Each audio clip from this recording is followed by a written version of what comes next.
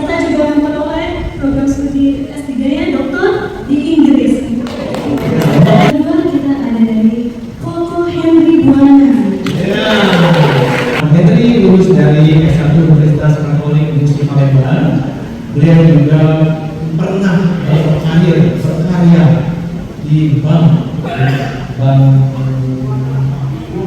Bumi Harta. Saya pikir nggak hanya kita yang mengalami tunanetra kebutaan ini, itu semangat kita fokus gitu ya. Mungkin teman-teman kita yang tidak disabilitas pun bisa ada masalah yang sangat luar biasa berat. Mungkin kita juga give up gitu ya, menyerah gitu ya. Aduh, apa lagi nih gitu ya. Jadi menurut saya itu bisa dialami oleh siapa saja.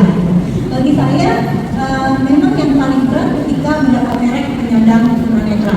Karena di saat itu kan saya di usia masih belasan ya, juga di tahun 80-an, yang disabilitas perkembangannya tidak secanggih sekarang, pemahamannya yang dulu masih ejekannya sangat tinggi, orang tua malu punya anak buta, teman-teman gak mau berteman, sekolah menolak dan lain sebagainya. Tapi bersyukur dengan segala perjuangan individu maupun perjuangan kelompok, sekarang sudah sangat luar biasa. Bagaimana saya menangani itu, memang sempat saya seperti Henry kecewa, putus asa, di end of the world gitu ya, udah gak bisa lihat nih, katanya sih penglihatan ini kan jendela kehidupan, 80% hidup kita dari penglihatan kanan gitu ya. Tetapi ya buat saya akhirnya ketemu dengan komunitas sama iman gitu ya, ketemu dengan macam-macam. Tapi yang paling menentukan adalah ketemu dengan teman-teman bersama tunanetra saat itu, baik di SLB atau di komunitas, itu yang membangkitkan saya.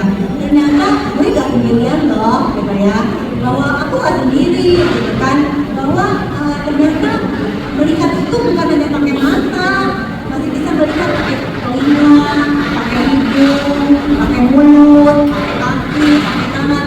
Anugerahnya yang seringkali kita gak sadari, kita berpikir seperti Tuhan itu jahat, Tuhan itu kejam, tapi Tuhan telah menyediakan berkat ini yang membuat saya bangkit sehingga wah, saya harus sekolah, karena sekolah ini akan membawa saya perubahan.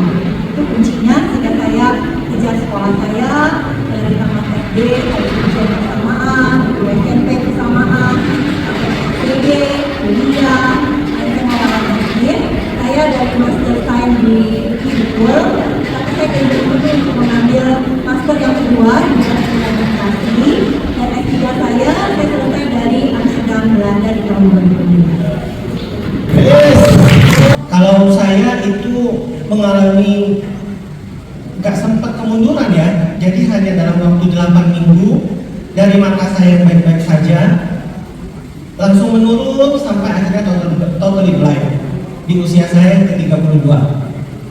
Jadi nggak sempat belajar, nggak sempat menyesuaikan diri, dan bingung juga ya waktu itu, karena dari sisi keluarga juga nggak ada yang dalam kondisi dan keadaan saya seperti ini. Jadi bingung menghadapi saya yang dalam waktu 8 minggu itu kehilangan penglihatan waktu itu.